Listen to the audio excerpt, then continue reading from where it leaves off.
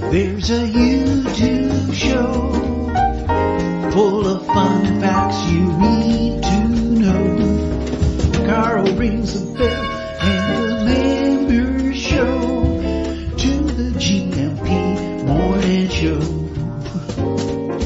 Featured guests will come and they will blow your mind. The audience will do so in kind. The little vanity mixed with some insanity on the morning show with GMP.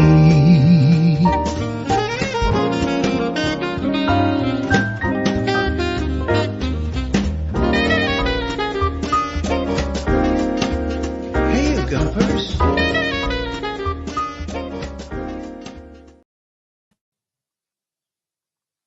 Hey, you Gumpers! Hola, bon dia, alegria. Munson here from expatsportugal.com with the Good Morning Portugal show live stream and podcast. How are you? A few adjustments to make here. I think that's better. How are you? Tudo bem? Como estás this morning? Wonderful show lined up for you. Busy one. My goodness, it was busy yesterday, wasn't it? Great show with Gilda. So I just sent a message. So I've just seen it flash up on my WhatsApp asking them, somebody who's struggling a bit with a COVID type symptoms, and I asked how they were. Well, we're not dead yet.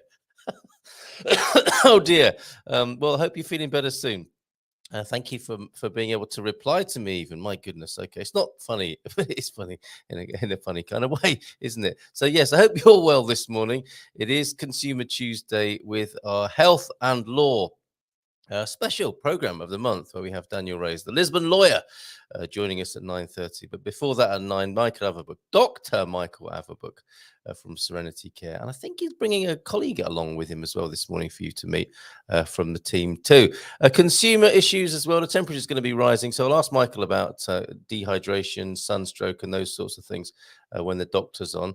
Yeah, don't forget to ask him any questions you've got about medicine or health. And, of course, any questions you have about the Portuguese law for Daniel at 9:30. So, yes, they are at your service this morning, as I am, between now and 9 o'clock. When we ease into the day and ease into the show. I got a nice tingly green screen. I'm not sure what a green. If we got a green stream, you should see a doctor. I can ask Michael about that. Yeah, I've got a nice tingly green screen by the look of this. I must go to the Chinese shop and get myself a stronger lamp to replace. I've got a domestic lamp in one of my studio lights this morning. Let me just have a little bit of a tinker with that. That's it. Yeah. That could be a little bit better. It annoys me probably more than it does you to be seeing that tingling on the screen. But I think I've done my best with that now. Deagle's in. Banana Slug James is in. T-Duck. Baldilocks Tony. How you all doing? As well as, Magdalena Hansma is here. That's Mike and Maggie, of course. And Eloise this morning. Oh, I've got a dad joke from my very own granddaughter this morning, voiced for me. So looking forward to sharing that with you. I don't know if T-Duck's got any dad jokes for us. Dad jokes and granddad jokes. They're all the same, really, aren't they? Baddy's in as well. Antonio F, Gary Orgel, Cindy B, and Lee McGrady. How are you doing, Lee? We didn't have a gardening Q&A. I haven't seen you for a couple of weeks now, so we're missing you. But we'll see you on. When will we see you, Lee? On Thursday morning. That's right. When you and I have a drink together. That's one of the things I want to talk to you about on this Consumer Tuesday. A snarky comment about Portuguese beer, which I wonder if you'll agree with. It's not the typical Sagres and Superboc debate. That will roll on and on until the end of time, won't it? Whatever happens in the world, people will still be deciding whether Superboc or Sagres is best. And look at this. I've got for you this morning. What is this? I can't remember who came up with this. Let me just see if I can find. I think it's Portuguese Ecards. That's right. Portuguese Ecards, and they've got a 3-month challenge, meeting the 2 challenges of the moment. If you're a Portuguese man, maybe a lot of Portuguese women as well. 3-month challenge to win a 3-month supply of free gas. I think this is a joke, okay, before anyone gets too serious about it. But 3-month supply of gas and a free trip to all of Portugal's World Cup games. I'm not sure Portuguese Ecards can manage to do this. I'm not, It's quite a judgment about them, but I think that would take quite a lot of doing. I mean, that's a lot of expense alone, isn't it? 3 months of free gas. And then those World Cup games. I don't know. You can check it out for yourself at Portuguese Ecards on Facebook. But it's their 3-month challenge. No alcohol, no bread. I'll be breaking my no alcohol year on Thursday in your company, perhaps on Thursday morning. And we will set a very bad example of having a little tipple first thing in the morning if you're up for doing that. No alcohol, no bread, no chorizos, no paella, no fish, no sex, and no swearing for 3 months. And when this was posted in Facebook, a lot of Portuguese fellas just said, no way, absolutely not doing that. So there you go. I am bringing you a cutting edge consumer information. I just thought you wanted to be abreast of that.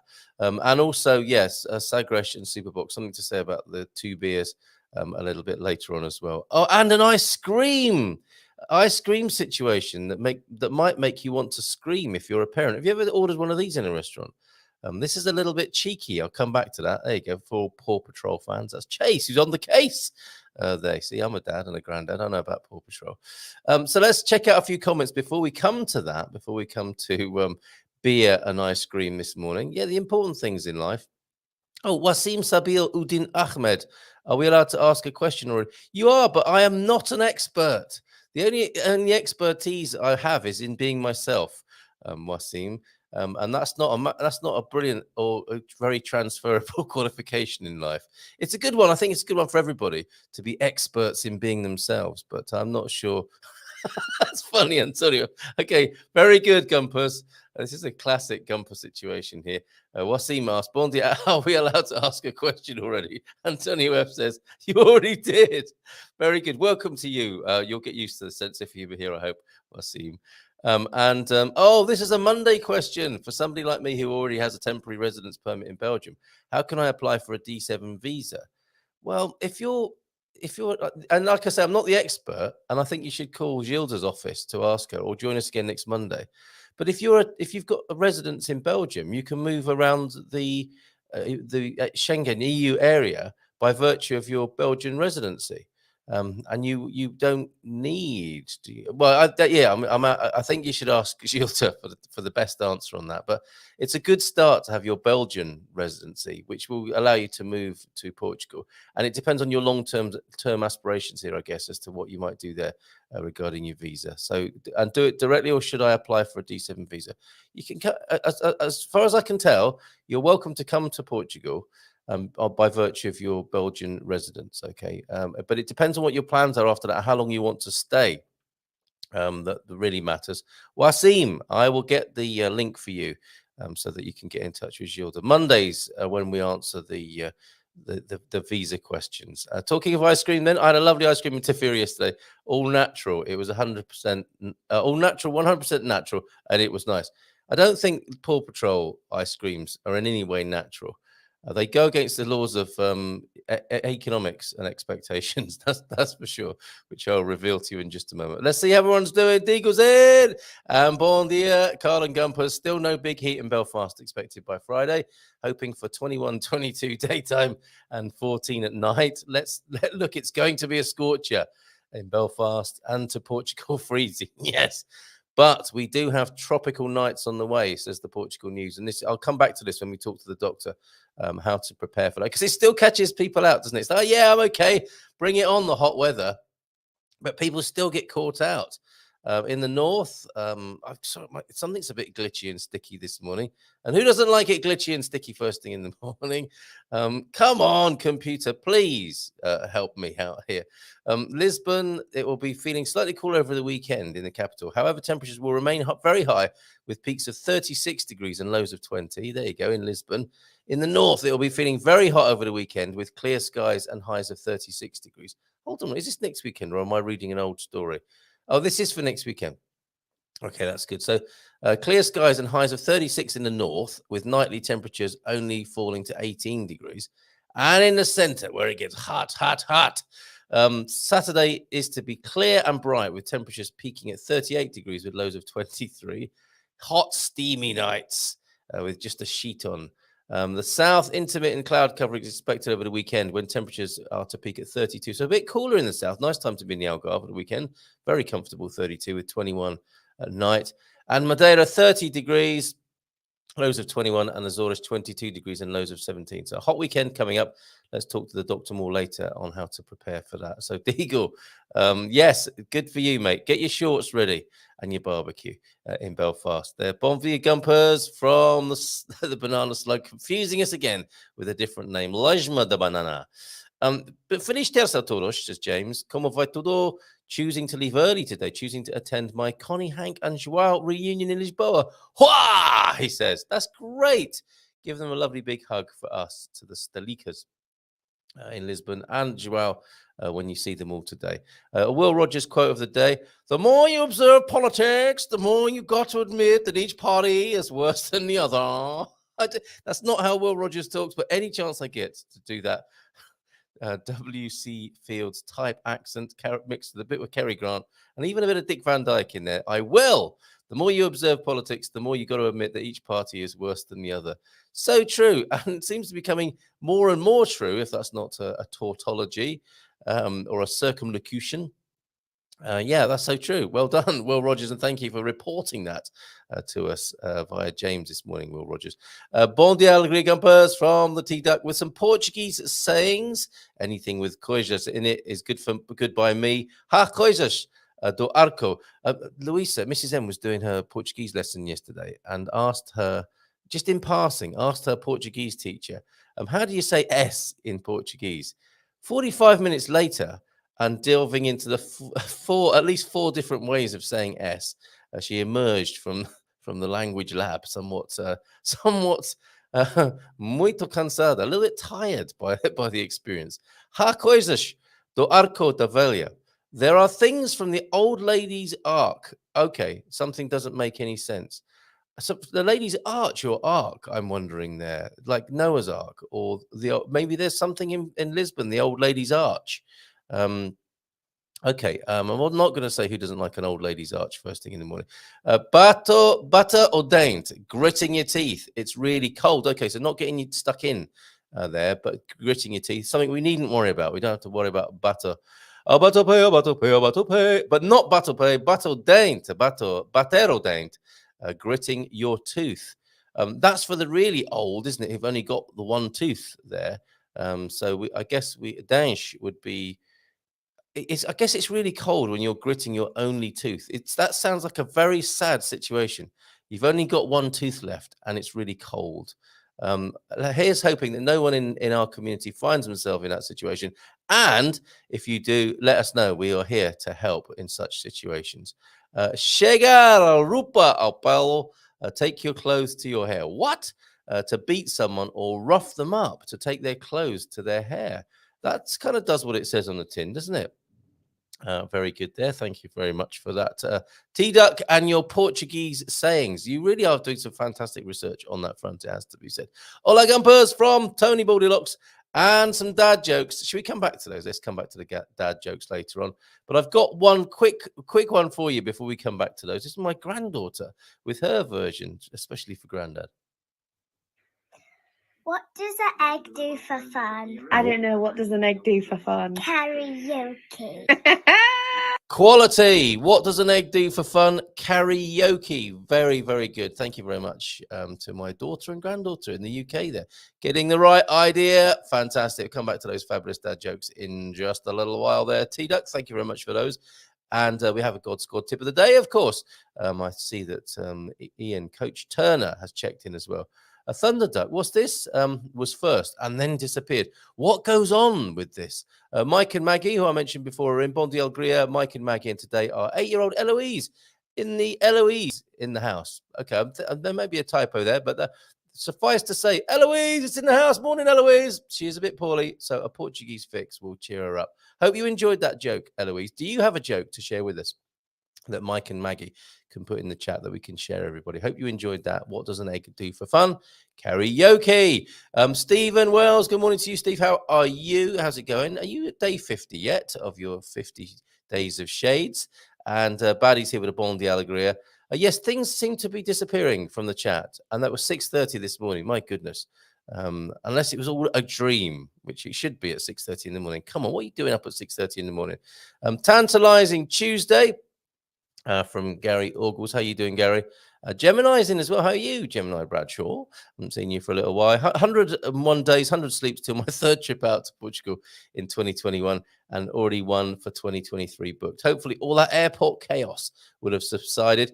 What do we think about this? I mean, I'm seeing in the news airport chaos, and I'm hearing from people's actual first-person testimony that all is fine at airports. I think it's the news media really do want a difficult and awkward summer, don't they? So they're doing their utmost to report all the most difficult news they can find to give you the impression that all is not well.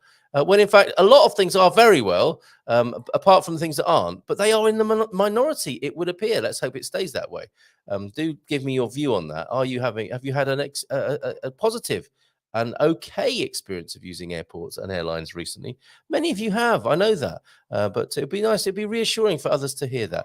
Pam, how are you? Bon dia to you, Pam. I hope you're feeling better as well.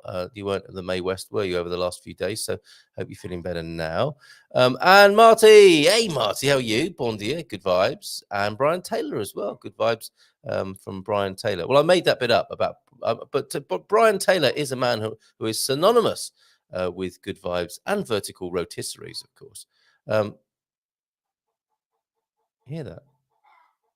There's somebody laying an egg nearby. Monty Python. It's not Mrs. M, don't worry. Monty Python is almost always funny. I'm not dead yet. I'm not dead yet. Bon dia, Gria Gumpers. From Cindy B. And a good morning, people from Lee as well. And God Squad tip of the day. He peaked a bit early there. He only managed to get in God Squad. And then something happened. Hope he's okay. We'll come back to Coach Turner. Beautiful day in Fusetta today. Thank you, Gemini, for that weather report from Fusetta. Tell us more about Fusetta, if you will, for those who don't know about it. They may know the name, but can you give us a bit more background? That applies to everybody. Looking forward to it, mate. The beer on Thursday. Okay. And we still not entirely decided whether we're going to do it at the beginning or the end of the show. It's going to be more fun if we do it at the beginning, isn't it? If we sip on our mini beers at the beginning and see what happens. Less than 90 sleeps for me. Marty checking in with a progress report. Love the Portuguese progress reports. Does that need a jingle? Less than 90 sleeps for me before my one-way ticket from New Jersey to Porto. Fantastic. Great to hear that. Keep us informed. Even though it's 90 sleeps, we'll count those down with you, Marty.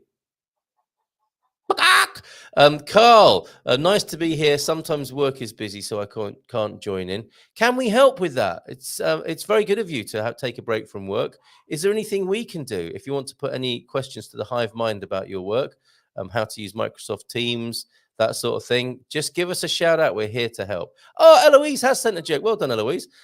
Faro is as expected. No trouble. There you go. A report from an airport. No problems. Let's keep doing this. Should we keep just saying how well things are in the world as an antidote? I mean, since CNN came to Portugal, I'm sure they've turned down the vibes, the vibometer. They've peed on our chips, haven't they? CNN. That is their job, of course. But it's not great that the news gatherers are going out there looking for bad news, and then they create a certain view of the world, don't they? This is why T-Duck won't watch that stuff. How long is it since you haven't watched the news, T-Duck? But yes, any more reports of all going well in the world, please, you know where to send them to the Good Morning Portugal show from expatsportugal.com. Okay, excellent. This is really important now. And I'm getting something ready for this. Eloise, thank you very much. And heard you're not feeling very well. And I hope this makes you feel better. It's going to make the rest of us feel better. Your excellent joke here. There were two snails, says Eloise. One of them asked the other, should we cross the railroad? The other said, no, the train is going to be there tomorrow. No, it's not that one. This one. Yes, that's right. No, that one. Listen to your audience, Eloise. Your audience love you. Get well soon, Eloise. Well, they're still laughing. That's incredible. Well done, Eloise. Fantastic joke. I think Banana Slug will like that as well. It applies equally to Banana Slug as well. He has to be steady crossing the railroad. Magnus is woofing in his sleep. Isn't it lovely when dogs do that? And their little paws start twitching, and you imagine them in their dreams running across a meadow, chasing a rabbit or something like that, or a squirrel. Yes, on focusing on what's good in the world, I'm certain much more good is going on the bad. Well, it has to be, doesn't it? that is the history of humanity. Certainly, we can pinpoint and document terrible things that humans do to each other and to themselves. But generally speaking, the bigger picture is that all is well. This is a beautiful planet. And we are capable of the most amazing things. And we're chugging along nicely most of the time. And there are beautiful things going on a lot of the time. And then the way our mind works, the way it's wired, we like to zoom in, do we not, on some of the threats to help us, to give us a sense of safety. Now, it's all very well when you zoom in on some of the bad news to give you a sense of safety. Yes, that's a danger. I need to avoid that. But then it flips over, doesn't it? And then the incoming data of negativity then tells you that the world is an unsafe place as a generalization, which it's not. Is it? Our own experience tells us that it can be unsafe, but that generally speaking, most things are tickety-boo and ticking along nicely. The car passed its inspection yesterday, a smooth, stress-free process. Yes, I need to get my car in today for its inspection. It didn't pass the last one, and there are a few things to do on the old Skoda truck. But I'm very pleased for you, Pam. That's one less thing to be concerned about, isn't it, if you're not feeling very well? So well done, Pam. Well done, your car as well. Have you got a brand to recommend there? You've bought a car in Portugal. That, of course, is a serious concern for some people, how to buy a car in Portugal. What have you got? Clearly, that car is reliable. How did you come upon it, if I may ask? It's my day off on Thursday, so I'll try to get up early, join you for a birthday beer. Well, that's 3 of us.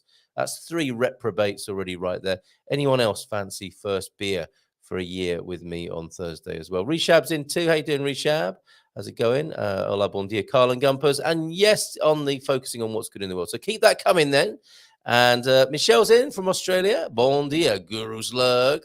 I thought that was a bon dia, girls, since Victoria is not. Have I upset Victoria, who's in Spain now, and not checking in with us? I hope I have not upset Victoria. If someone can send Victoria a message, of course, she's very welcome to join us and send pictures from not as good as Portugal, Spain.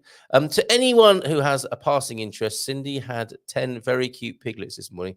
My goodness, okay, she didn't have 10 cute piglets, I think, Peter. Good morning to you, Pete. So, yes, a mama pig had 10 very cute piglets this morning. That's remarkable, isn't it? 10!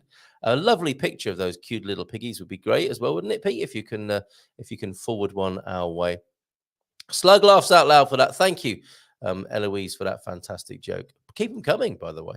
And the snails, those snails are so, yes, the slugs do tend to look down on the snails. And they've got all that luggage, haven't they, that they're carrying there. Is a slug a naked snail, really? Or a homeless snail, possibly? All is good in the world. Process the negative and embrace the positive. Thank you, Owen. Yes, quite right, too. We can do that here. And can someone tell me the month that comes after June? And be honest about it. Don't July to me. Reshab, honestly, you snuck that one in there. And yes, exactly. Dad joke warning. Well, you took us by surprise there. I think I did as well, didn't I? With my granddaughter's dad joke as well. Coming back to more of those later on in the show. 5 minutes to go until we have the good doctor joining us, and we'll talk about the hot weather and what to do about it. Yes, also in anticipation of Fogosh, what am I saying? In anticipation of the heat, make sure you have the fogosh.pt app available to you if you live in an area where fire safety is an issue. And that's quite a lot of places in Portugal, let's face it. It freaked me right out when I arrived here first to see smoke in the distance. I think any hot country really has some danger of forest fires, and people from California, people from Australia know about this, of course, and people from Portugal do too as well. And the best app for finding out what's going on in your area and how to avoid the fires and to stay safe should they break out is this one, fogosh.pt. It's that time of year, isn't it, when it's good to keep up with what's going on. Fingers crossed. We don't want any fires in the first place, but when they do break out, and they do, this app tracks them all and will keep you safe and away from such incidents.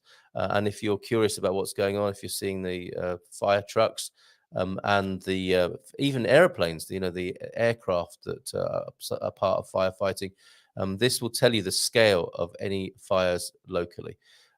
Good to have that on your phone if you want to keep informed. Fogosh.pt. I only buy Japanese, says Pam, on my 3rd Mitsubishi Colt. So there you go, Japanese in Portugal. And picture has been sent to Carl's phone. Thanks very much for that. So we'll finish the show with some little piggies. And apparently my granddaughter, excellent. She made that joke up, karaoke, totally off the cuff, says my daughter there. That's fantastic. Excellent stuff. Slow start to the day from Lee. Have you sent me a video or a photo there? Okay, slow start to the day. That's a lovely picture. That's a little vignette of Portuguese life. So I will share that with everybody. Oh, and there's the beer thing. I've only got a few minutes, actually, until we are joined by the good doctor this morning. So let me crack on with that and tell you about the ice cream situation. Look, ordering ice cream last night. Watch out for this, parents. Your kids might want to have an ice cream at the end of the meal, and you're in a holiday mood, aren't you? Yeah, go on, have an ice cream. What would you like? I think my daughter got this one, Neon Vibes. You open up this cup thinking that it might be full of ice cream, and what happens inside? Cheeky. That little tub of ice cream is inside this great big pot, and it's LOL surprise, not half for parents. Look at that, cheeky. So you have to make the most of it, having paid $4.50 for such a thing. We're going to use that cup now. These kids have to use that cup for at least a year, so I feel like I've got some value out of that. But there you go, that much ice cream in that little pot, and I do think that is Ola, isn't it? Who are doing this? Maybe not. I don't want to tar them with an inappropriate brush there, but whoever you are, you ice cream manufacturers, very naughty. Another aspect of consumer culture. Sagres your Superbock in anticipation of having a beer in a couple of days' time on the show after a year of no such beer. This is interesting. That might get you talking, but it doesn't seem to want to come to my screen. Oh, yes, it does. I can't share this with you because it was in it's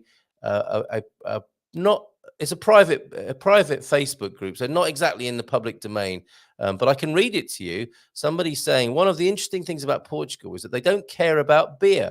What? They don't care about beer in Portugal? Really?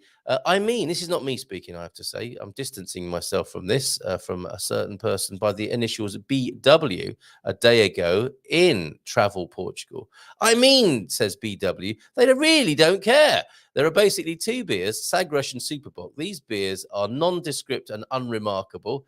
Ouch! They are the same beer as Carlsberg in Scotland or Imperial in Costa Rica or Pilsner in Ecuador. They're all the same. In Portugal, if you want to order a beer in a restaurant, you don't order by brand. You simply order by size, big or small. Those are your two choices. There's some truth in that bit, isn't there? What size do you want? You never know which beer you'll get, and it doesn't matter because they're identical in every way. The upside is that a big beer will cost you about €2, even in upscale restaurants. Yes, well, it depends. If you're not in the tourist season, that could escalate, and in very touristy parts of the country, be careful with that. But what do you think about that? The beers are the same, and the only choice you get is the size of your beer here in Portugal. Scandalous things being said on social media. Now, somebody who I know who can get a bit miffed about social media from time to time is Dr. Michael Averbukh, and he is here with us this morning. So let's bring him onto the screen. That's right, isn't it, Michael? You're not a big fan of social media sometimes. We found out last Thursday evening. Good morning. Good morning.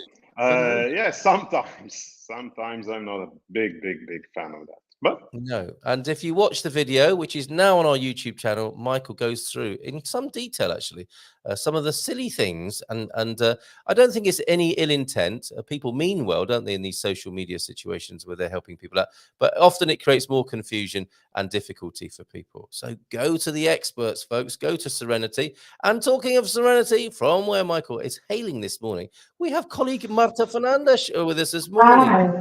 Good morning. Great to meet you. You're part of the team at Serenity, right? Yeah, I'm a case manager here. Okay, so tell us a little bit about yourself and what that means being a case manager at Serenity, if you will. Lovely to meet you. Muito prazer. Muito prazer. Well, I'm a case manager here. I have some experience working as a registered nurse in the ER, the public sector, and the private one as well. So I have both experience from the inside, not only as a user. And yeah, I'm at Serenity. I'm the newest fighter, like Michael call us. Yes. I'm here to help our clients get somewhere. Well, sometimes it's really difficult to manage some things, and I talk Portuguese, so I can understand what they are saying. So I imagine what they have been through until they get to us, and we can help them. So Super. I'm here to help them now. Well, a few things come to mind from what you say, and thank you for joining us this morning. Thank you to Michael. I want to talk a little bit about the hot weather that's coming in and how people should prepare for that, because it does catch people out still. But in the ER, thank you to you and all people who work in ER. What an incredible part of medicine that is. You must have seen some things in your time in ER. So thank you to you for that sterling work that you've done in that department. Thank you now for being a fighter. Michael, what does she mean? You're training a team of fighters at Serenity. What's that about? Look,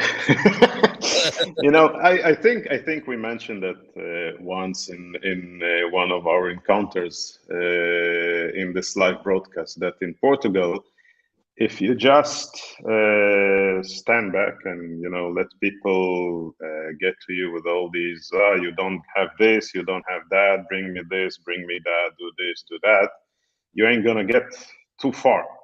Yeah. So we need to fight a little bit back. And sometimes in healthcare, we need to fight quite a lot because,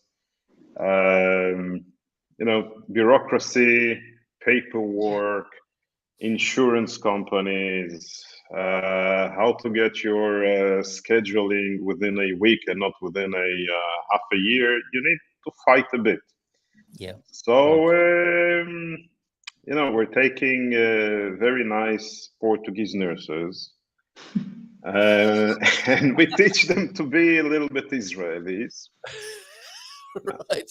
What a hybrid. What a hybrid that is. Yeah, not to this extreme, but look, really, we need to stand. We need to stand for our clients many times, and not to give up, and not just to accept an appointment with a physician when a client needs that. An appointment with a physician in 3 months doesn't work for us. And it's okay. It's the only thing the case managers are doing. They're questioning something that would not make sense. That's it. Brilliant. Okay. So, and what does the training involve? Becoming a fighter at Serenity? Is there like an assault course as well? Marta, what's it like? Tell us about the training. Oh, he makes me do lots of push-ups, and no, I'm just kidding. I think it's pushbacks, isn't it? You don't do push-ups, you do pushbacks with your authority. You got to do 50 pushbacks. The system wants me to do pushbacks, but we learn how to do push-ups and to push things to our way. I have great colleagues here, Sofia and Rafaela, and they have my back. So we all have each other's back, and when you need something, we just get together, the three of us, and just discuss things, because nothing is black and white, especially in Portugal. There's a great area of grays, so we need to be constantly together and do the teamwork that we already do, and I think that's the best way to get somewhere. Because Sofia has some knowledge in some things, Rafaela has some knowledge in other things, and I have some knowledge in other stuff. So together we are a great team. What a fantastic team! That's so good to know. And one of the situations you might come up against is outlined here by Andy in the Barada. This morning, beautiful Barada from where he posts many events. It's it seems to be the party heart of Portugal, quietly up there in central Portugal. People having a party every day at the moment, it would seem. A suckling pig and red fizz. What a great part of the country it is. But Andy says most of my neighbours don't bother trying to see a local GP. It takes so long. Maybe we'll talk about this morning. They just exaggerate their symptoms and go direct to the hospital. Now, that's what you're going to see in ER. People who probably shouldn't really be in ER, but they can't get to see their family doctor. This is a real situation. You'd recognize this, right? Yeah, it is. And most of the people that go to ERs these days, like 40% or 50% of them, don't really need to be there. And that's why they are so crowded. And that's why we need to define what is an emergency. Yes. Why should you go there? Well, an emergency, it's something unexpected, and that can damage your life. That can just simply have some damages to your life. So if you are in that situation, please go there. Call 112. Try to communicate with them, because I know that it's hard to find people here in Portugal that speak English, and that's another issue, of course. But talk to them and go to the ER. If you call 112, they will bring you to the public hospital. You can say, oh, please bring me to the private one. They won't. They will bring you to the public hospital. And if you have something like that, please go to the ER. Yes. But if you have a back pain for a week, okay, we need to assess that and see, okay, what's that back pain? Is it something serious that needs to be seen by a doctor in the ER, or it's something that can be seen somewhere else, maybe tomorrow? And that's a job that we do here as well. We do try to level things and try to figure with our clients if what they have been feeling it's an emergency, or if it's something that needs to be checked for sure, but if it needs to be checked by a GP or another physician.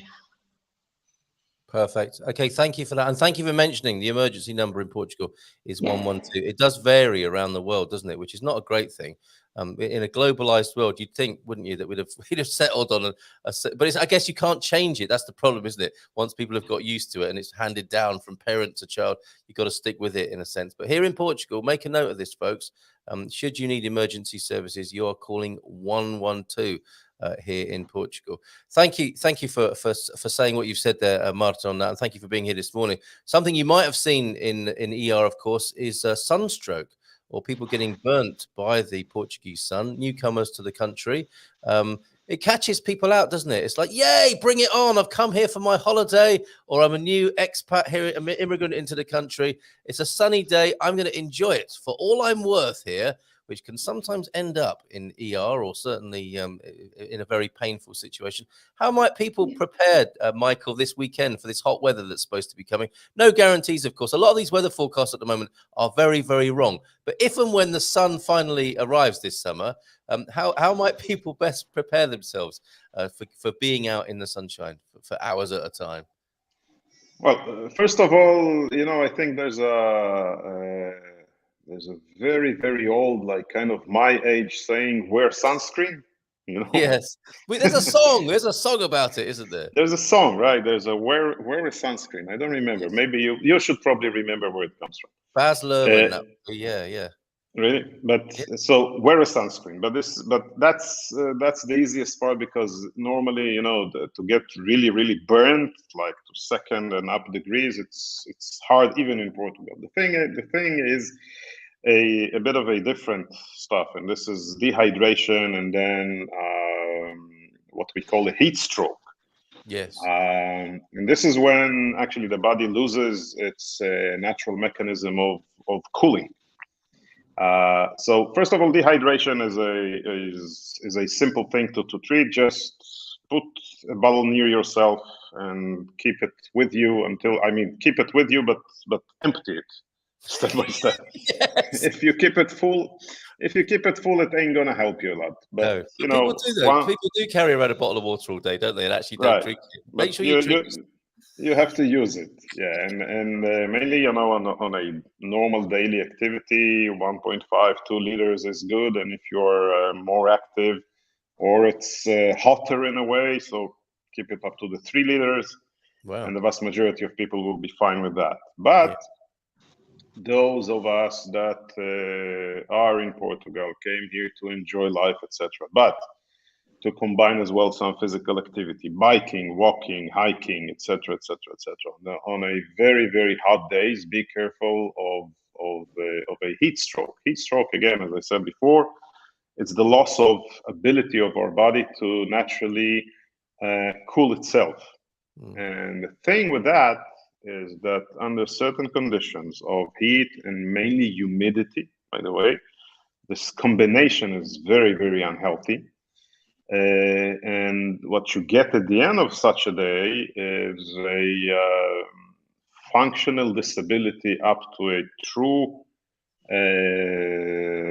damage to tissues, because our body is built, except for water, of proteins. And proteins have a tendency with hot temperature to what we call denaturate.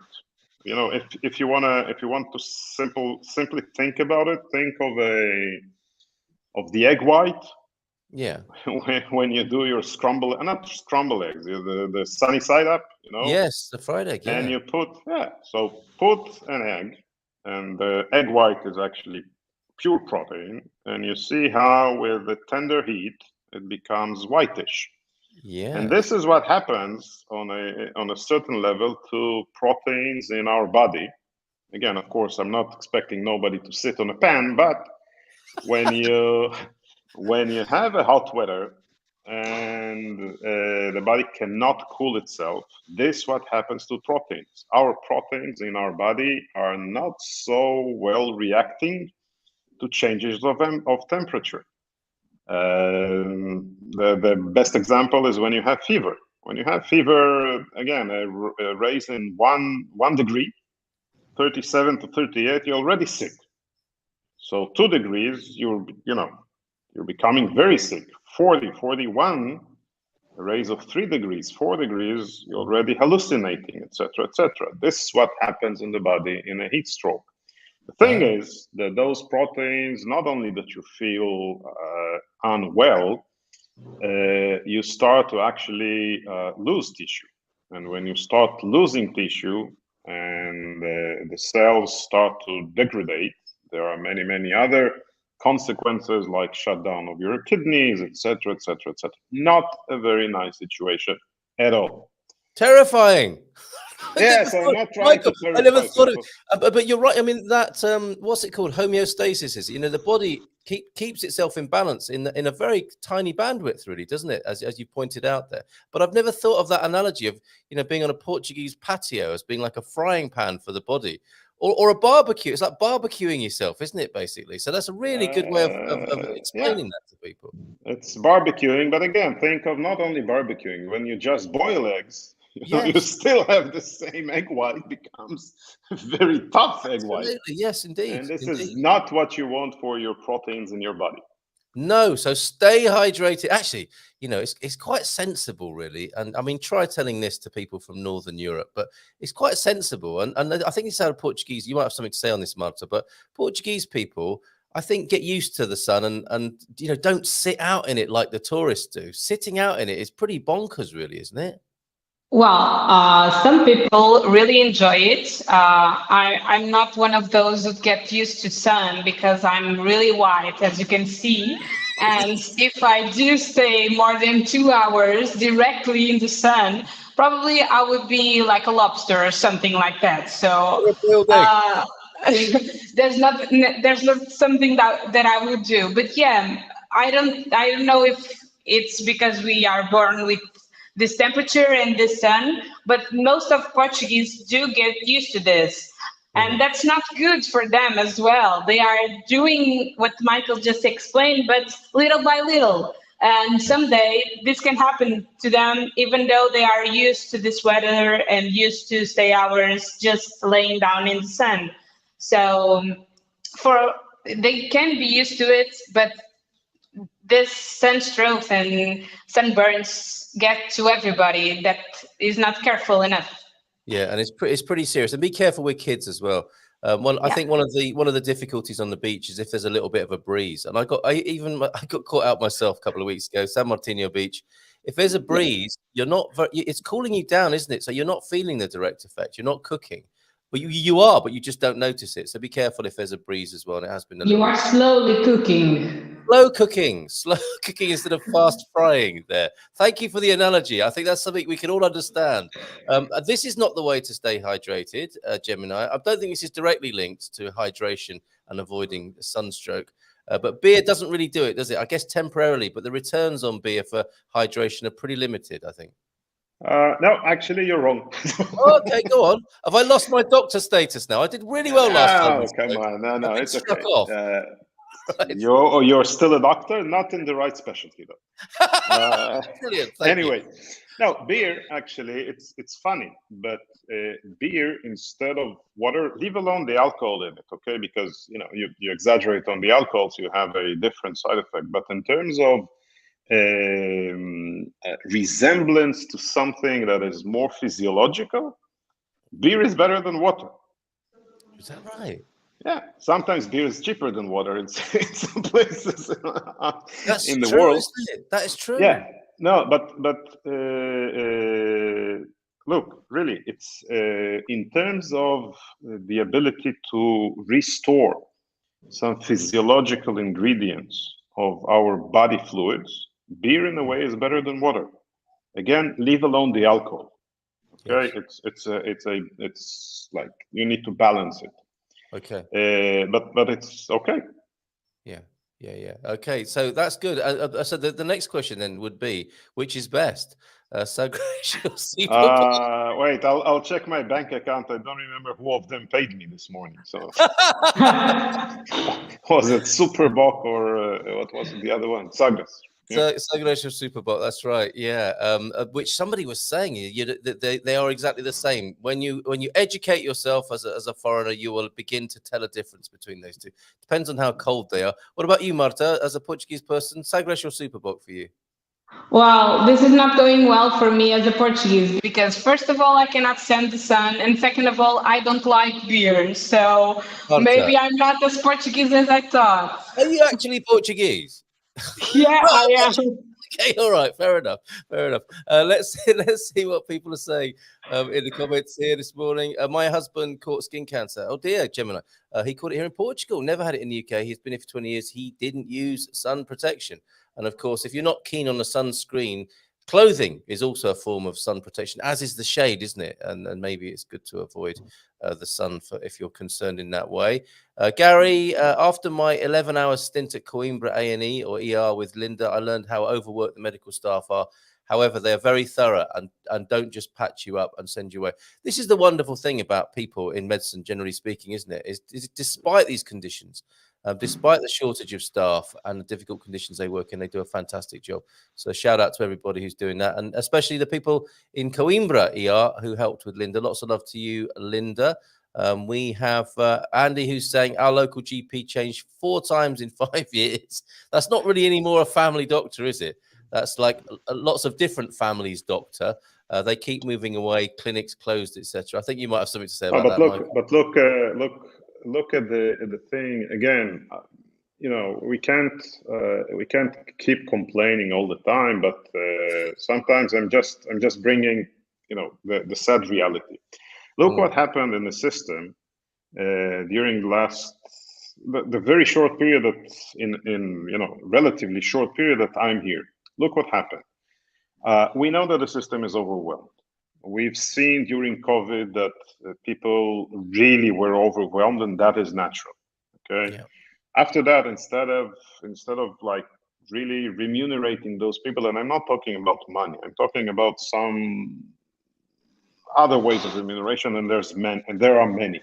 Yeah. You see that the system is still treating them as a very cheap and kind of given resource. So people started leaving the system. Then you have a totally populistic, in my perception, decision. Before the decision, we know, I repeat that all the time, there are over 1 million people, over 10% of the population that do not have an assigned GP, meaning their everyday concerns of care are practically neglected. Like, okay, you're there alone. Then Martha mentioned that people, just because they don't have GP, they are going to the ER just to renew prescriptions. Really? There was, of course, there Right. was a small barrier built in the system, and these were kind of fees paid if you're going to the ER without a referral, without a physician referring you to the ER because of a true need. If you just walked in to the ER because you wanted to be there, you needed to pay a fee. Now, a totally populistic decision of the government, and I'm sorry, I don't remember who exactly decided what, but hey, we're a socialistic country. Let's just cancel those fees. So they canceled the fees.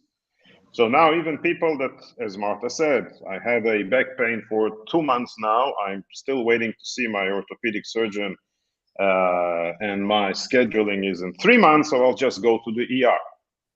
Prior to this decision of canceling fees, there was a small barrier. But I don't want to pay 20 or 30 or whatever euros just to see a doctor.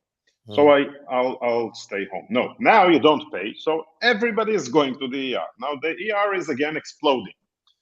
Now, interesting thing. You probably know, and if you don't now you will, when you enter the ER, you have a triage system. Actually, there's a nurse that is doing triage and actually pointing out what is the urgency state of each and every client entering. Yes. You mark the clients by bracelets. You have red, you actually are rushed into the ER because you really are in an urgent condition. You have yellows, not like overwhelming emergency, but you're getting to the ER as quickly as possible. And then you have greens, and sometimes you have blues, okay, which is not urgent. You came here, but you will wait. Okay, so the ER is now exploding. There are many, many people with greens and blues. The system, and again, I'm sorry, I don't remember who takes the decisions. The system says, the ERs are exploding. It's not good for us. The doctors are leaving. Nurses are unhappy. We will take a decision. All those with greens and blues will not be seen in the ER. They will be actually referred back to the community, to their GPs. Hello. Good morning. They ended up in the ER because they don't have the GP. So where are you sending them now? Yes, indeed. Yeah. And it's a vicious cycle, that would not end. Yeah. Now, I'm pointing that out. I'm pissed, yes, okay. But I'm pointing that out because this is the sad reality of the system, and I do understand there are no magic. Nobody can create like doctors in a with a magic stick of Harry Potter, and or they probably can't divert budgets to start paying to the doctors. I mean, it's a process; it will take time. But what I'm saying is, like, guys, people. We understand that you have a need. We understand that you need to see a physician, but consult somebody before going to the ER, because you will end up in this vicious cycle, in this endless loop of going to the ER, not being seen there, sent back to the community. You can't find yourself with, at the end, by the way, at the end of the day, if you don't get help, you will end up with a yellow bracelet on your wrist. Yes. But consult somebody. Yeah, we understand that the system ain't perfect, but help yourself. Talk to somebody who understands. People can help you. This is what Martha was saying. Many times we treat clients with not an urgent situation, but for sure a situation that cannot be postponed for 3 or 4 months. And this is where I need them, and we all need to hold hands together and fight. We call a clinic and we say, hey, and when we present a clinical situation, it's not like a patient just calling and saying, hey, I want to see, I don't know what, a gastroenterologist. Okay, you want to see a gastroenterologist? The first available appointment is in 3.5 weeks. It's totally different when a nurse, a case manager, calls the clinic and says, hey, I have a client that needs to see a gastroenterologist, but his clinical situation is A, B, C, D, E, and F. And we need him to be seen in 2 or 3 days. And if the receptionist or whoever answers the phone says, well, No say, I don't know, push. Okay, let us talk. I want to talk to the doctor and explain to him. And this is how, in a way, this small fight promotes our clients and our members to the place they belong in the time it should be done. Very good. So I think we can come to a conclusion that the Portuguese health service is good, but the system can be terrible. When you get to the human beings, finally, they are great people, as many people are in medicine. That's why they got into the business in the first place. But the system is a bit messed up, and you need somebody on your side. And you can become one of the Sereniteers. Is this what your clients are called, Sereniteers, Teresa? Sereniteers are the Sereniteers, are the people from Serenity. Are the fighters? Those are the fighters. Yeah. Okay, exactly. all right. The army of Sereniteers. There they are. And Teresa giving you a shout out this morning. Couple of quickies then before we go. And you can find, I've put the link in to Serenity, and you can find them in our business directory, where also Wasim was looking for Gilda. You'll find her in the business directory as well. Pete recommends multi-care, not multi-core. Doctor's consultation within 2 hours and prescription sent over the phone. Technology has actually worked in Portugal. Multi-care, shout out there. And we recommend working with the double-headed medical approach, health insurance and case management approach of Nunu and of Insurance and Serenity. That seems to be getting people very good results. But multi-care, that's worth looking at. I presume you can ask Serenity or Michael and the Serenity team about that. And a question from, where was this? Well, Mel, a new name here. I'm planning to pursue my D7 visa application in Portugal. Since today's topic is about health, what are the benefits that Portugal have for people with disabilities? How, as a final, we've not really talked about this very much before when we've had conversations, but for people with disabilities, how do you think the system is, Marta, for those folks with disabilities? Well, in terms of health, it's not about the benefits, it's about your rights. You do have the right to be seen, to be observed, to get treatment. And we do have some amazing places here in Portugal. Near Cascais, we have a rehabilitation hospital that's really top notch. They are really good what they do. So it's about a right, not a benefit. And in terms of health, you can count on them. You always have the right to be treated and seen, even though you are waiting for your staff appointment. You don't have your SNS number. You have the right to be seen. So you are going to be treated if you need to, and you can go to the ER if it's something that needs to be checked on. You can go there without the SNS number. For those who don't know, the SNS number, it's the Portuguese health system number that you get when you have your residency card. You have the right to have one. So you can go there and be checked and be treated if you need to. So don't worry if you don't have one. The difference between having one and don't having one, it's the paycheck at the end. You, instead of not paying or paying a small amount, if you do have one, you will pay the fees at the emergency room. That's the main difference, because inside you are just as anybody else that's there. Brilliant. That's a great answer. I'm sure very reassuring to Mel Raphael. Good morning to you, and thank you for being with us this morning. Your analysis, Andrew agrees with here. So true, Michael. Sad but true. And the connection, the link to Serenity in our business directory can be found in the chat now and is on the screen for you now. One final quick one then. Amelie's just got in from Korea this morning. Not Korea in Portugal, not Curia, but Korea, Korea this morning. So how does Serenity help clients who have no real problems but occasionally need a script refilled or want a general annual health check? That's a great situation to be, isn't it? Not having a real problem. And you can help, of course, people with prescriptions and an annual health check, right, Michael? Absolutely so. This is exactly the bread and butter of the case managers. We're not a substitute actually to an emergency. We're not a substitute to an ambulance, but we will help navigate exactly those small essential needs that can become a big obstacle when you're alone, When you are not registered, you don't have a GP assigned to you.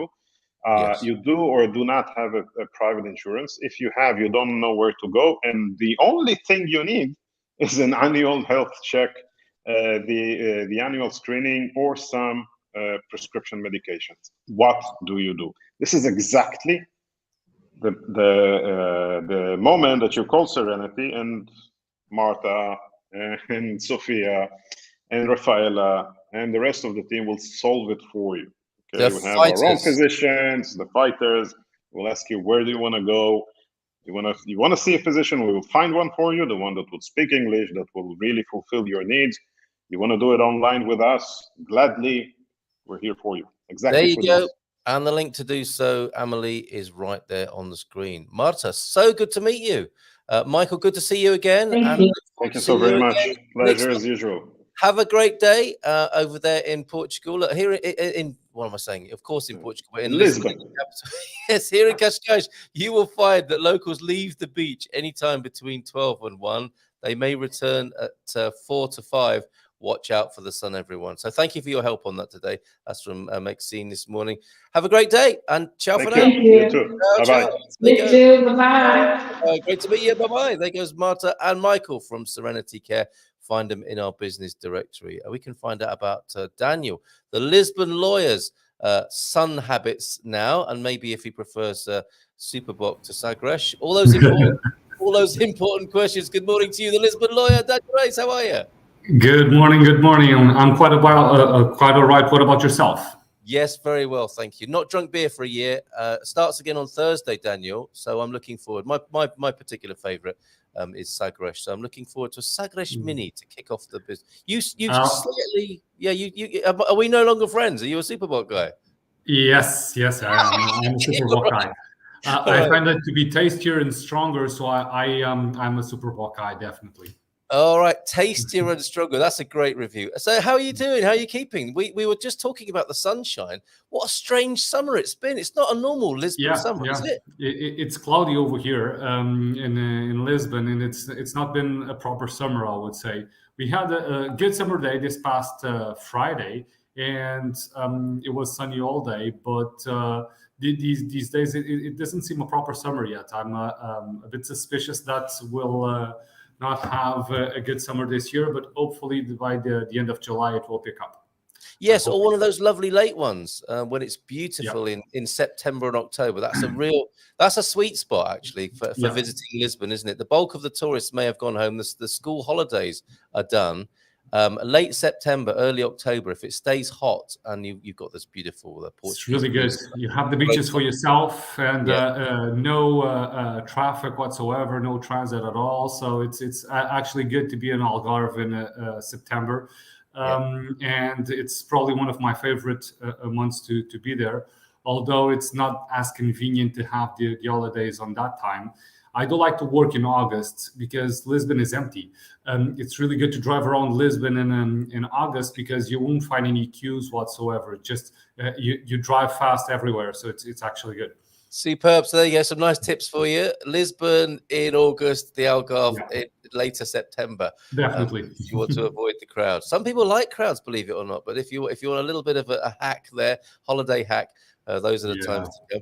So Daniel, our favourite lawyer, our Lisbon lawyer from Reis and Pellicano. Any developments in the world of law in Portugal that you want to tell us about? I'd love to talk to you this morning about the golden visa, which continues to be a little bit challenging for people. But what's new from your point of view? And folks, get any questions you've got for Daniel in the chat right now. He's only with us for 25 minutes or so. So get him in the chat. If you've got any legal questions at all, Daniel will address those. But what's happening, Daniel, in the world of law at the moment? We are in sync. I was intending to talk about the golden visa and the developments that occurred. So I'm thrilled and happy that the web portal is back functioning again and accepting new applications because they closed down since January this year until the 14th of June, and they reopened. We are now submitting new applications, so this is actually good news.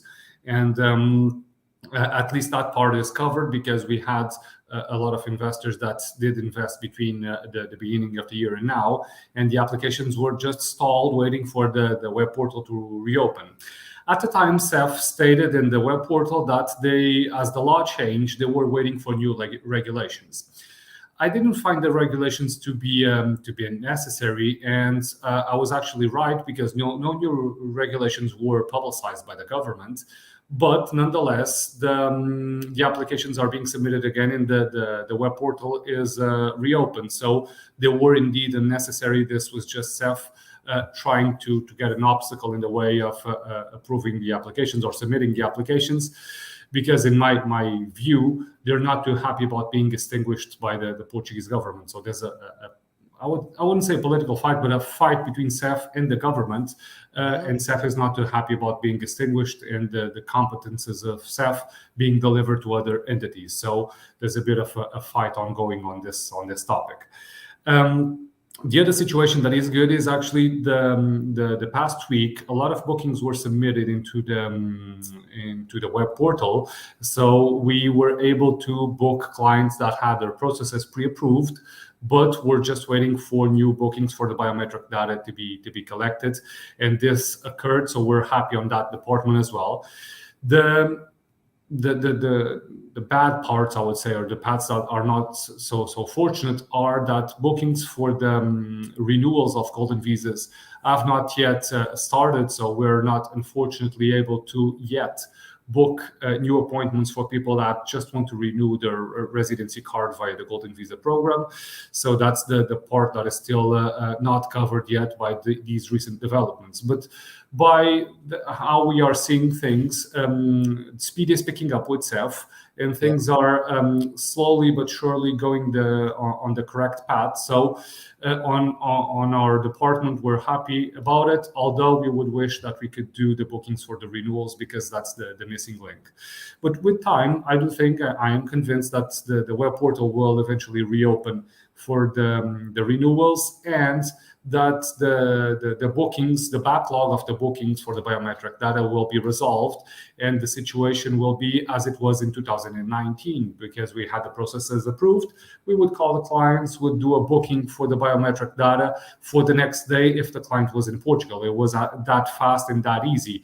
Biometric data collection was never an issue on the golden visa.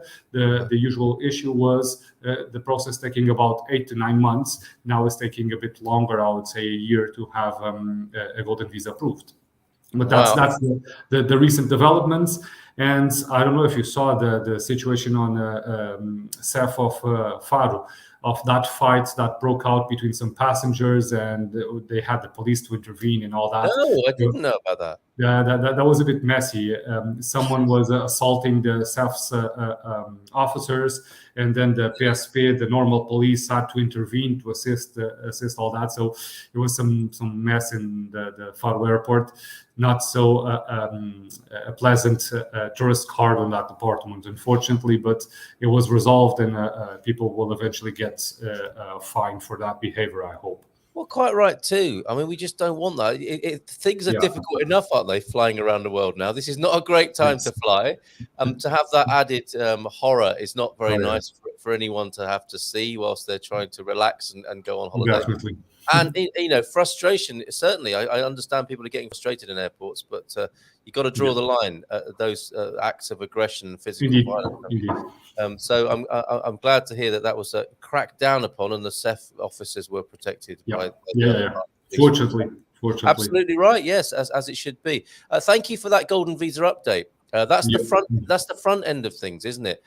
For those who've already got their golden visa situation sorted out and are traveling around the world, the problem at the moment is them having the correct documents. And we spoke to Gilda briefly about this yesterday.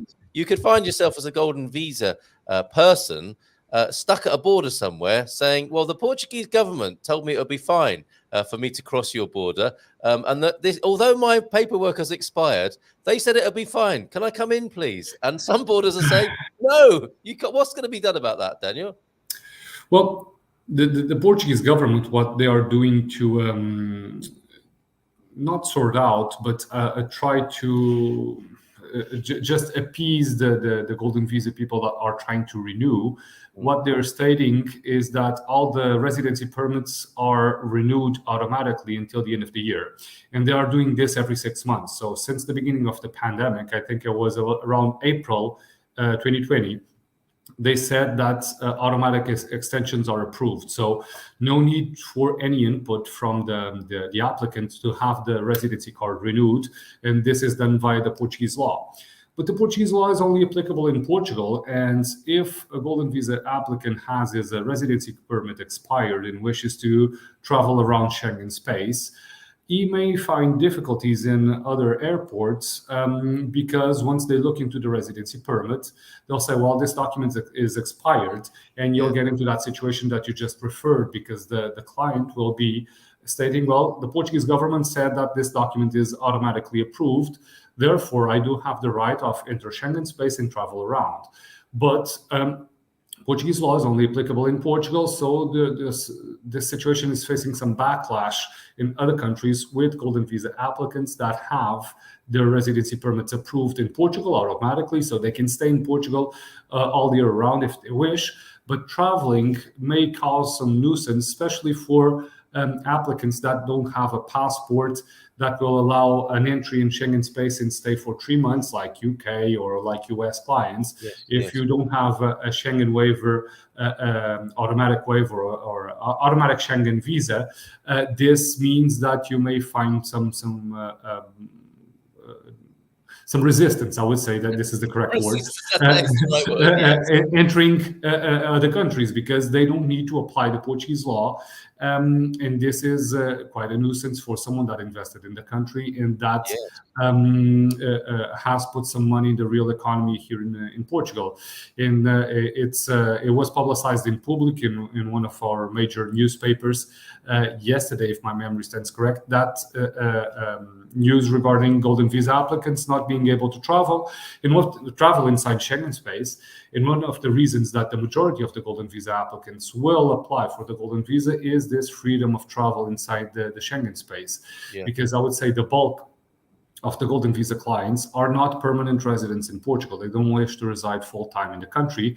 They wish the freedom of being able to enter and exit Schengen space whenever they wish without requesting a Schengen visa beforehand, as well as eventually access the Portuguese nationality if they wish to do that in the future. And this part of being able to travel to other countries, to Portugal, they can always enter and exit. That's not problematic because the Portuguese authorities, SEFs people, they know about this law and they will allow anyone to enter. So if an applicant is coming from, let's say, the US and has an Indian passport, for instance, and wants to enter Lisbon, they can do it without any problems whatsoever. The problem occurs once, for instance, in this same case, an Indian national living in the US wanting to enter Schengen space via Germany. This may be problematic because the German authorities will say, well, your residency permit is expired for more than 6 months, and therefore we will not allow you to enter. So this is a situation that we are advising our clients, if they wish to travel, they should enter via Portugal and then travel internally inside Schengen space, because the control point is usually the entry in the Schengen space. Once they enter the Schengen the Schengen area, this is where the main key point of control is. After they enter, the rest is considered internal flights, and in principle, not always, but in principle, they will not need to have any further controls, passport controls. So they will be able to enter Portugal and then travel Schengen via Portugal in internal flights inside the European Union. But still, sometimes the most convenient path is not entering Portugal, is going to Germany directly if they need to go to Germany or to any other Schengen country. So this is creating a nuisance of the clients that don't have the residency permit renewed, because the government has not been renewing any residency permits of golden visas since March 2020, and it's more than 2 years. Wow. And and that was a serious problem for that individual, isn't it, who finds themselves locked out of the country. And that said, the if we can sing the praises of the golden visa for a moment, that is one of the huge benefits of course of the Portuguese golden visa is the movement within Europe, and it is an incredible product, an incredible visa, and still very attractive, notwithstanding the challenges that we've just talked about there. So well worth a look.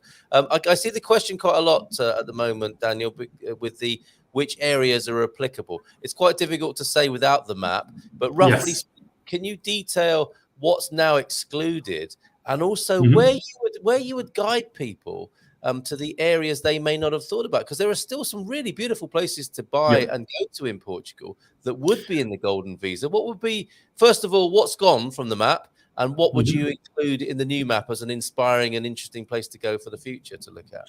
Well, before we do jump into that, just picking on what you said before, I do think that the golden visa is still worthwhile, and it's a program that will allow this freedom of movement that we were mentioning and accessing the Portuguese passport. So the benefits are huge, and for instance, for US clients, there's a lot of people that tell me, well, I do have small kids.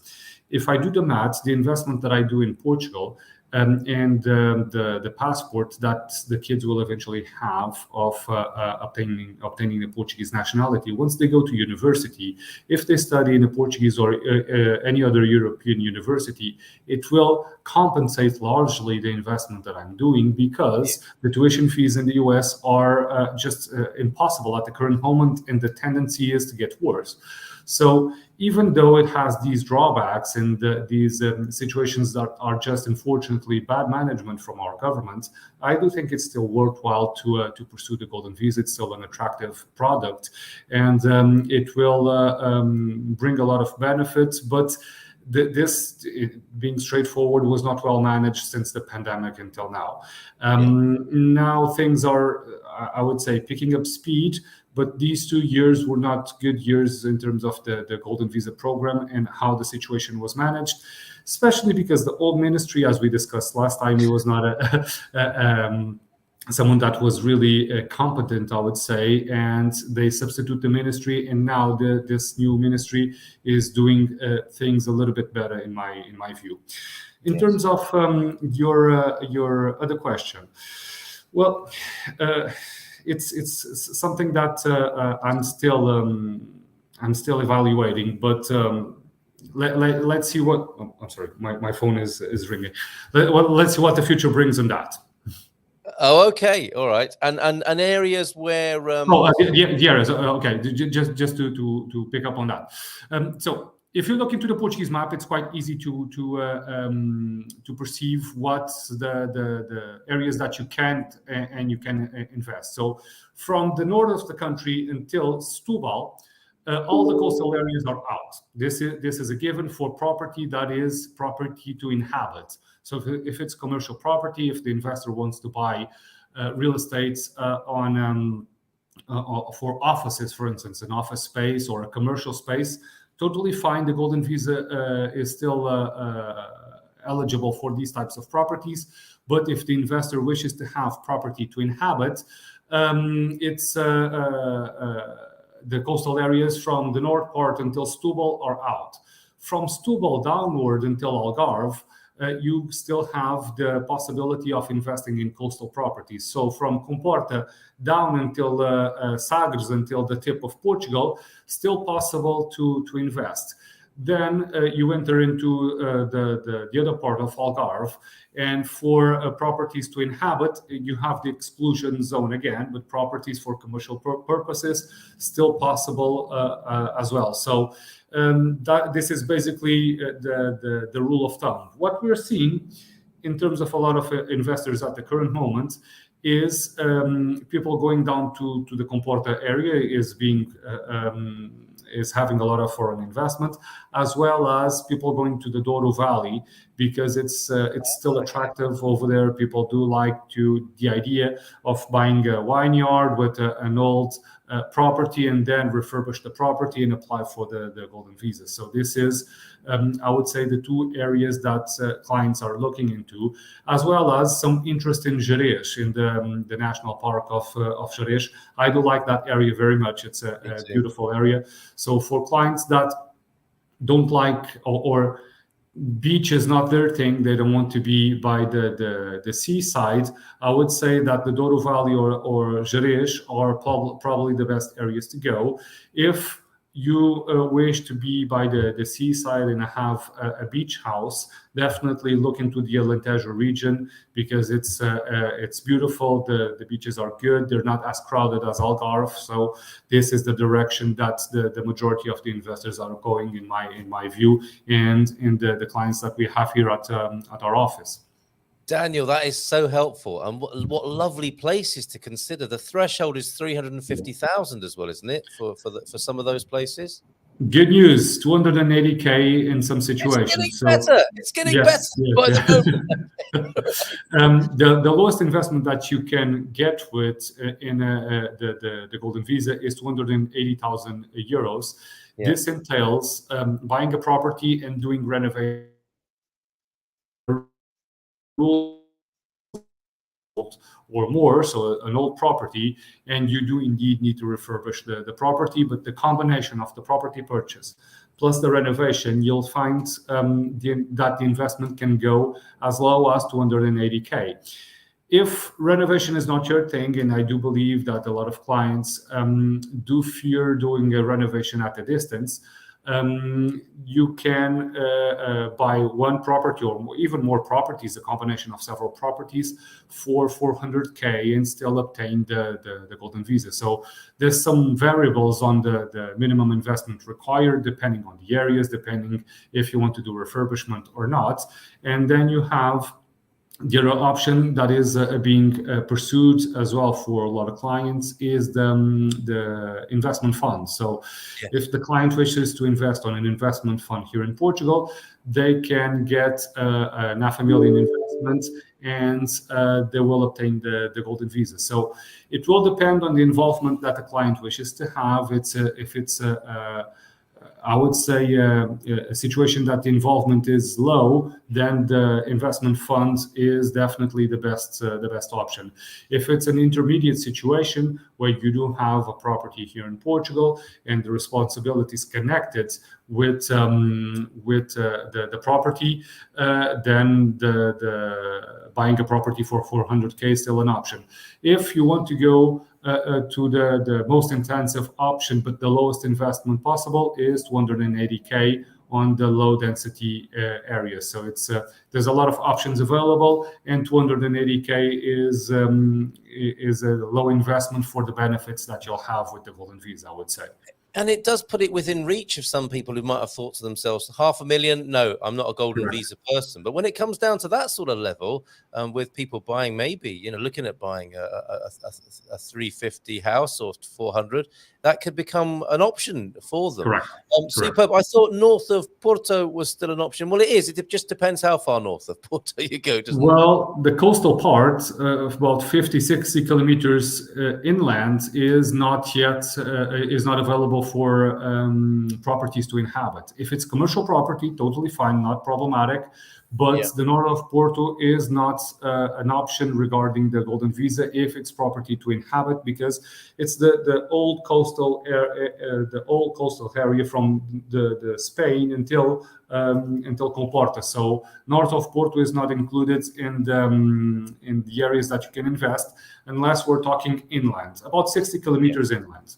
There you go. So the marginal is not available to you yes. anymore. There are so many beautiful places that are inland that are worthy of consideration, absolutely. And the great sensation that is Ponta Lima would be within your grasp as well, for all those folks who are thinking of going there. Some lovely feedback for you, Daniel. Estrela do Rock, a rock star in law here. This is Daniel. He helped me again this morning on a matter related to buying a property in Portugal. Thank you, Marty. And of course, what we have to say is shout out to Daniel for his role in sorting out the Millennium BCP mess. You and Gilda have done some sterling work on that. That's behind us, isn't it? But it hasn't got through to all the branches yet, I don't think. Well, yes, we tried our best. It was a convoluted situation, but I think we are on the right path, on the correct path. And there was a lot of people getting a bit too nervous about the situation. I was contacted by clients that were asking my opinion if they should remove the money from the Millennium bank account. So this was putting foreigners not at ease with having money in Millennium bank account. But once again, to everyone that is hearing us, the European Union has a safety net for deposits until 100K. And if you have more than one person in the accounts of, if it's the main holder and the spouse, the limit doubles. So it can go to 200K of safety net. And if more money is necessary to have deposited in Portugal, my advice is to open an account in any other bank. For instance, Caixa Geral as the public bank. I wouldn't say that the government will ever let them go under. So other options are available. And this was not a question connected with the solvability of the bank, but with opening new accounts with foreign clients that didn't have the residency permit yet. But things seem to be going well and being sorted out, so I'm happy about that. Well, thank you for all you've done on that. It's been a real relief to people. Hi, Daniel. Is there any improvement on CEF processing? I think Alex has just got here. We have covered that in some detail, but the signs are good, Alex, and I would suggest watching the replay there. Miguel Caldera, good morning, everyone. Golden visas, very controversial subject in Portugal. Of course it is, no question about that. But with a few minutes to go, I don't think we can get into the politics of it right now, Miguel. But thank you for your comment and thank you for being here this morning. In the last couple of moments then, Daniel, clearly golden visa is a speciality, helping people like Marty with their homes is another part of what you do. I dig pavor de vagim, says Martin, but the wind kicks up the winds, but it feels as cold as Alaska. What areas of law do you cover? What is your speciality? People, of course, can find you in the business directory. Well, we do cover property acquisitions. This is probably the main bulk of the work that we're doing at the current moment. So assisting clients doing a secure property acquisition in Portugal, doing the due diligence on the property documents, producing a legal report on the property, as well as elaborating the promissory note or the promissory purchase agreement, accompanying the client or even representing the client in the deeds. So from A to Z, we do accompany clients in a secure purchase. Then it's the golden visa, as we discussed, helping the clients requesting the golden visa in Portugal, assisting clients with tax law, so any tax subjects that the clients will need, NHR, the non-habitual tax resident, we do cover it as well. And corporate law, so clients that wish to incorporate here in Portugal, we do set up companies for those clients that indeed wish to invest and to have a company set up here in the country, as well as the Portuguese nationality. So we do assist a lot of clients requesting the Portuguese nationality within the registry here. So I would say that those three areas, golden visa, property acquisitions, tax law, and corporate law are our main topics of our law practice. Although we do other things like contractual law, we do develop a lot of contracts, but those are the main areas that we do provide assistance here in the country. That's perfect. Thank you for detailing that. And you'll see that the directory listing for Daniel Reis Pellicano is here on the screen. And it includes the word international. I think that's a distinction for you because a lot of people will take some comfort in that, knowing that you're very comfortable working with international clients wherever they are in the world and where they are in the world at the time of dealing with them. Obviously, a lot of Portuguese lawyers would prefer to work with people domestically. Working across the globe is a speciality for you, it would seem. Well, for me, it's actually the opposite. I do rather work with international clients than with Portuguese clients. About 95% of my clients are foreign clients, so we are targeted and specialized in international clients, and we do work with Portuguese clients, but it's I would say about 5% of our clientele. Yes. Okay. Thank you for that, for clearing that up. And it's what a brilliant distinction to have.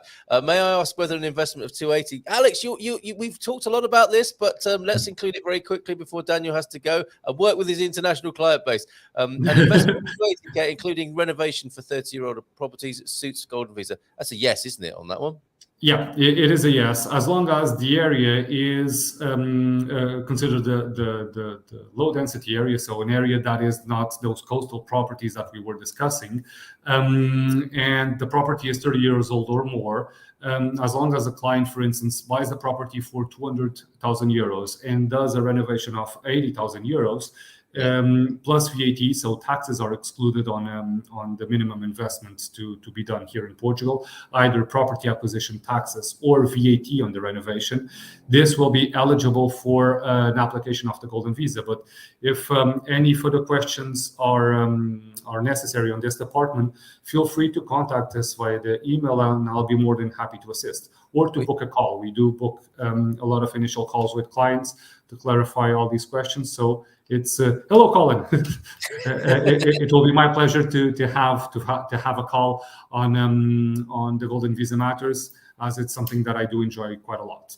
Great, Daniel. And I think Chris Capricorn 12, maybe you can get your friends to give Daniel a call as well, because I know you are. Sorry, I missed an earlier question you asked. I think, yeah, have a call with Daniel, and that can get clarified. Definitely. With directly there. Will do. Thanks, Daniel, says Alex. Yeah, watch the replay. Some really good information. It was a real Golden Visa roundup and review this morning. So well worth watching that, Alex. Daniel, thank you so much for joining us. Always a pleasure to talk to you. Have a great day in Lisbon. Ciao, ciao. I hope the sun comes out finally. Ciao, ciao. Take care. Bye-bye. All right. Bye for now. Thank you so much. Daniel Reis there, much loved. Rock star of law.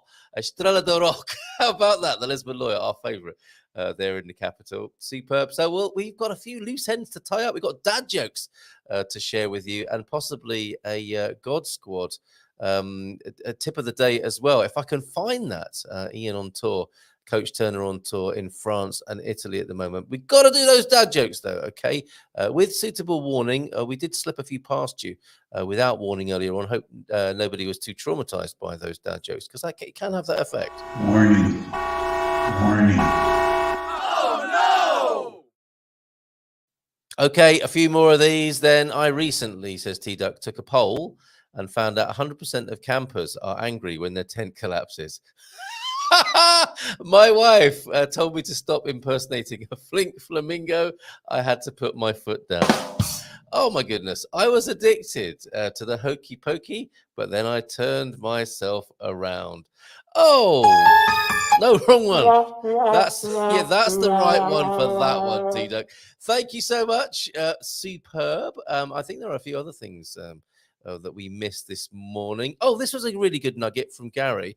I learned something useful from Nuno about insurance. That's Nuno from Insurance. If you have an uninsured vehicle and it gets stolen, you are liable for any damage or cost that it might cause. Off-gridders, beware. Yes, be careful with uninsured vehicles. That's a bit of a shocker, isn't it? Thank you for that, Gary.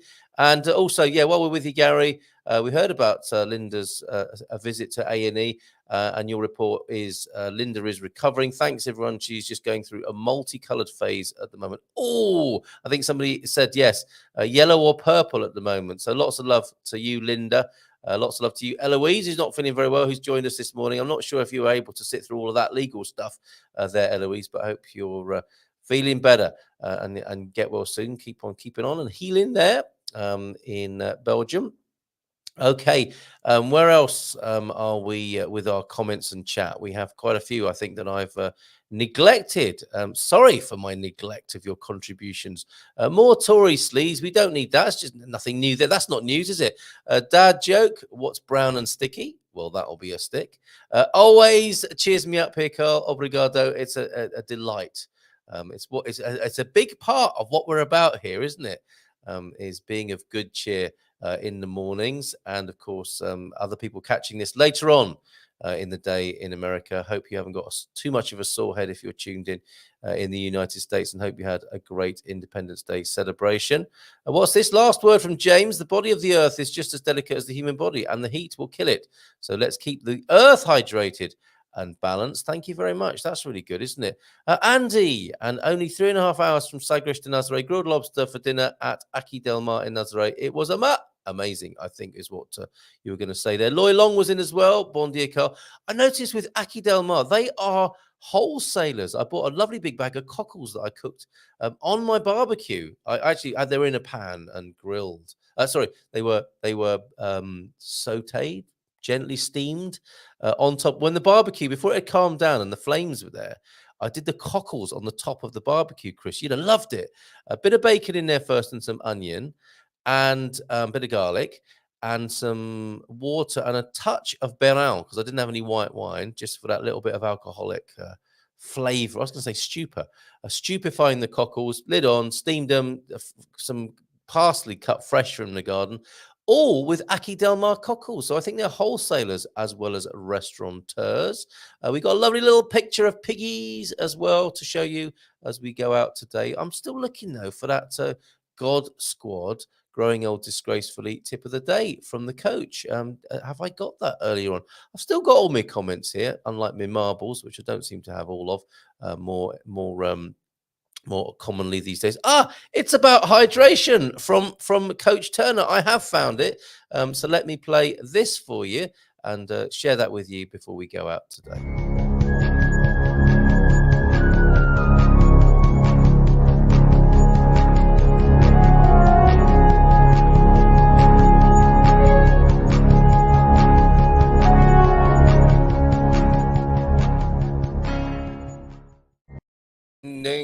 Okay, so yes, dehydration is all about the hydration today. God scored tip of the day. It's over 30 degrees here in Italy, in the Italian lakes, and hydration is vital. Isn't it amazing? Near all that water, and you're in danger of being dehydrated. You lose another ½ liter of liquid a day in the high temperatures. Drink a little and often, and before you're thirsty. There you go.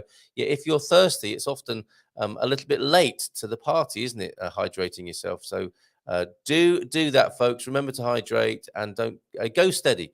Season yourself rather than cook yourself in the sun. A slow marinade is better than a vicious grilling, it would appear. I want to move permanently to Portugal. I hope we've been of some help to you, Wasim. Do tune in on a Monday or get in touch with Gilda. The business link directory was in there. The temporary residency allows travel in the EU, but not work. Apply to a visa must be done in the origin residence country. Thank you, Antonio. There are clearly things I missed this morning. What's this? The Tavira ice cream, I went back for another 2 scoops. One was ginger, the other coconut. Now, that does sound delicious. Very good. And Victoria was here all the time. Victoria, hola, buenos dias desde Torrevieja. Looking lovely from what I've seen so far. And you're saying there, Victoria, had a lovely day exploring El Castel de Guadalest yesterday. Spectacular mountain drive to get there. Sounds fantastic. I think I missed quite a lot of comments this morning. I'm so sorry. Has anyone tried the gelados de Portugal ice cream? Flavors like pastel de nata and ovos molos de aveiro. Yes, we have, and we love them just like you. Get them in Alcobaça for sure and have a little wander around, licking your ice cream while savouring the medieval delights of a beautifully historic town of Alcobaça there. Bon dia from Owen, who says, bon dia, folks, and thank you for your birthday wishes. Where did all these comments go? Well, they're back now, and I'm getting stuck into a few of them. I do apologise for missing them earlier. Bon dia from a cloudy Glossop. Wow, Phil at Mace Games in Glossop between Sheffield and Manchester there. Always found Glossop fascinating while driving to Manchester and back from Sheffield. Nearly finished with college marking. Almost time to start obsessing about getting back to Castelo Branco. Yes, good friend Bobby from Glossop. Lots of love to you, Bobby, if you tuned in this morning. And Porky Feet said that ages ago. I don't know where these went, but they're back now, and I've covered a few of them. But if I didn't cover your comment, nothing personal, I can assure you this morning. We get a lot of comments, don't we? I was going to say a hell of a lot. It's more of a heaven. And Manuel Salado, hello from London, UK. Good morning to you, Manuel. And quick reminder, log in when on the events page to reveal the very latest events. Thank you for that tip. Oh, no, first sardines, now shellfish. I hope Gilda is not. Yeah, cooking on top of the flaming barbecue. A lot of people would be quite upset to hear that, but it worked very well. I think my guests will tell you that they enjoyed the cockles greatly. Everyone, the whole family. You know that seafood thing you get Everyone got quite excited. It was actually a feeding frenzy at the table. They were delicious. But yeah, you're quite right, Monty. So if we could keep that between ourselves, I'd be very grateful. Let's bring the piggy picture onto the screen. Thank you so much, Pete, for being so thoughtful and sharing this with us. Let me go to me downloads. Did I download this at all yet? I'm not sure. The piggy picture, thank you. I think Diane captured this, and I want to share it with you now before we go. Congratulations. What is she? Grandma Cindy. And this this little, what is a collective noun for piglets? I wonder. A poke of piglets, is it? I don't think it is it? Downloading, Carl, not forwarding to somebody. That's going to be a bit of a surprise, isn't it? If I just forward them a random picture of 10 little piggies, they'll wonder what I'm suggesting to them. Pig pic. Send pig pics. Here they are. Come on, where are they? Let's bring them onto the screen for you now as our parting shot today. Sagresh, your Superbox for you on Thursday. Let's do that. A day after tomorrow, we'll have a little drinky.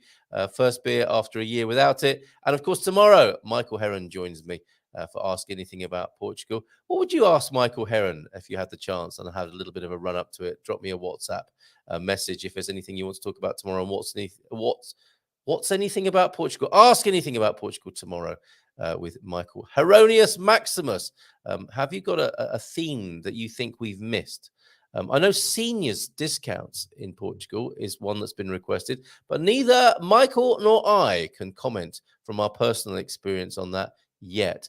Piggies for you then. There they are, the 10 little piglets over at Cindy's place. Gorgeous, aren't they? Oh, look at them. Look at them all lined up like that and keeping warm together in that shaft of sunlight coming through on the Quinta there in central Portugal. What a lovely image to finish on today. Thank you so much for being here. Have a great day, everybody. Thank you for your company. Thank you to Michael. Thank you to Marta. And thank you to Daniel, of course. Take care. Bye for now. And we'll see you in the morning. Ciao, ciao.